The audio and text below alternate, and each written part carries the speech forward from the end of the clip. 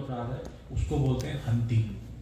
ठीक है, हंती का मतलब क्या होता है कि आप वैष्णवों को हिंसा करना, उनको मारना। ऐसे तो हिंसा किसी की भी नहीं करनी चाहिए, हम तो एक चींटी को भी नहीं मारना चाहते, तो वैष्णवों को मारना ये तो बहुत बड़े प्रकार की हिंसा है। ये हिंसा तो शायद, मैं ऐसा नहीं कि नहीं होती, लेकिन मैं ऐसा सोचता हूँ कि शायद हम में से ऐसा कोई भी नहीं करता होगा।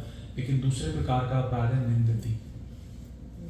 मुझे नहीं पता ये अगर उपवास करना है, अगर अपनी बड़ी प्रिय वस्तु छोड़नी है इस महीने, तो दूसरों की निंदा और चुगली करना छोड़ना चाहिए। वैष्णव निंदा छोड़नी चाहिए। वो वैष्णव ऐसा है, वो वैसा है, उसने मेरे साथ ऐसे किया, मैं देखो वहाँ पे ऐसा कर रहा था तो उसने ये बोल दिया। ये सब चीज़ें ये हम बाहर भी करते आए हैं।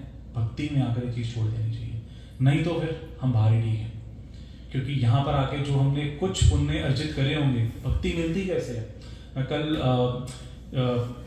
भक्ति चारों महाराज का लेक्चर सुन रहा था, उसमें वो ये बता रहे थे कि भक्ति मिलती कैसे है। तो भक्ति मिलती है हमें एक शुद्ध भक्त की कॉजलेस मर्सी से।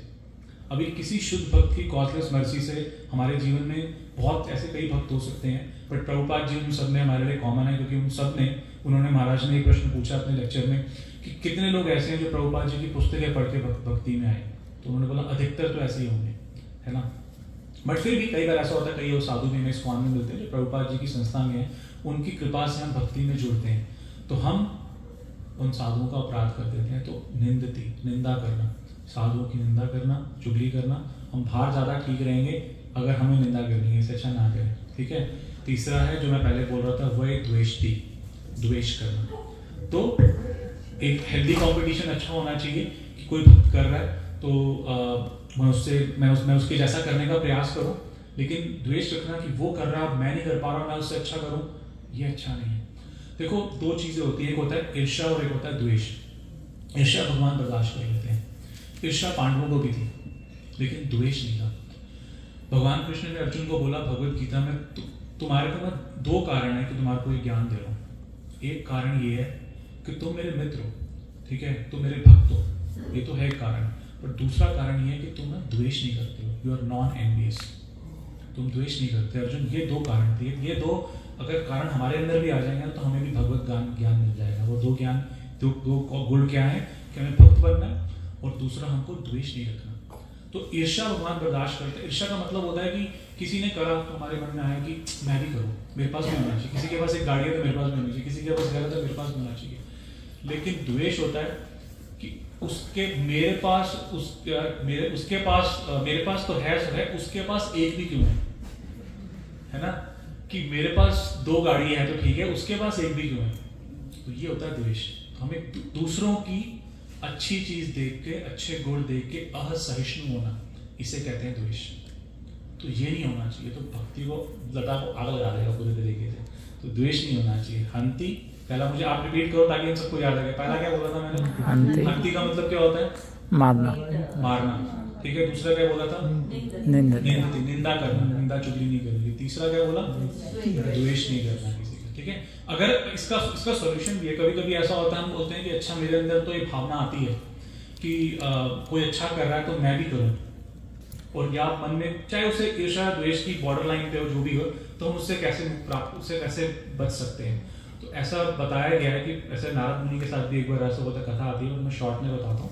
उसमें यही उसका सोल्यूशन ये है कि जो व्यक्ति के अंदर एक गुण है, उस व्यक्ति के पास जाके आप उसको बोलो कि आप इतना अच्छा कैसे कर लेते हो, मुझे भी सिखाओ, मैं भी करना चाहता हूँ। तो उससे आप ऐसा जाके सीखो, तो फिर आपके अंदर द्वेष खत्म हो जाएगा। तो ये हमारे अंदर हमारी ह्यूमिलिटी होगी। आपको ये लग रहा है ना कि कोई कर रहा है मैं क्यों नहीं कर पा रहा, तो आप उससे सीखो। ये भौतिक जगत में भी कार्य करेगा। अगर कोई भौतिक जगत, किसी का, आपके नेबर का लॉन बड़ा अच्छा है और आपको लग रहा है मेरा लॉन इतना अच्छा नहीं है, तो आप एनवियस होने की बजाय उससे आके पूछो आप इतना अच्छा केयर कैसे करते हो, मेरे को भी सिखाओ, मैं भी करूँगा। ठीक है। तो इससे क्या होगा, हमारे अंदर ह्यूमिलिटी आएगी, हमारा द्वेष करना। तीन हो गए, हंती, निंदती, वह द्वेष्टि। वैष्णवा नाम न अभिनंदती, कि वैष्णवों को देखकर उनको अभिनंदन नहीं करना। कोई मेरे सामने वैष्णव आया, मैंने पीछे बैठ गया। सदाचार क्या है?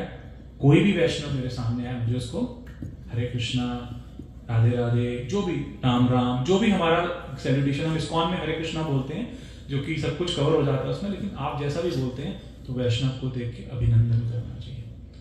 ये अगर हम नहीं करते हैं तो एक प्रकार का वैष्णव अपराध है। हंति निंदति वै द्वेष्टि वैष्णवा ना अभिनंदति क्रंदति। क्रंदति का मतलब क्रोध करना वैष्णवों के ऊपर, ठीक है। अभी ठीक है, कई बार ऐसा होता है सेवाओं में कोई चीज़ हम कर रहे होते हैं, खासकर जो मैनेजमेंट में होते हैं, कभी कभी उनको किसी नए भक्त को थोड़ा सा समझाने के लिए, डांटना नहीं होता, थोड़ा सा उसको दूसरे तरीके थोड़ा टाइट होकर समझाना पड़ता है कि प्रभु आप ऐसे मत करो, आप ऐसे करो, वो एक अलग बात है। बट क्रोध करना कि तुमने मेरे साथ ऐसा कर दिया, ये हो गया, मैं वही बोल रहा हूँ, चीज़ें बाहर भी होती हैं, भक्ति में सब चीज़ें नहीं होनी चाहिए। क्रंदति और लास्ट बट नॉट लीस्ट उपजायते ना हर्षम।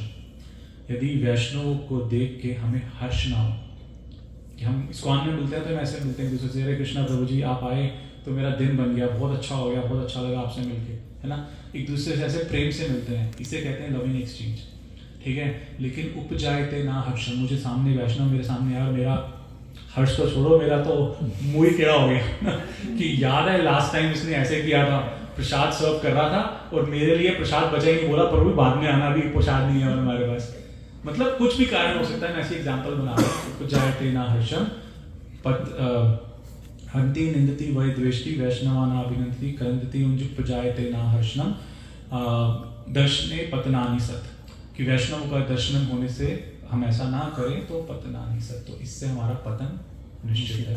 तो पुरुषोत्तम मास बहुत अच्छा मास है, भक्ति हमें करनी चाहिए, साधुओं का संग करके हमें भक्ति में प्रगति करनी चाहिए, लेकिन ये वैष्णवों की हमें अपराध ना करके, ये इस प्रकार के 6 प्रकार के अपराध ना करके, ये हमारे लिए सबसे बड़ा उपवास होगा अगर हम करें, ऐसा मुझे लगता है। और भी कई प्रकार के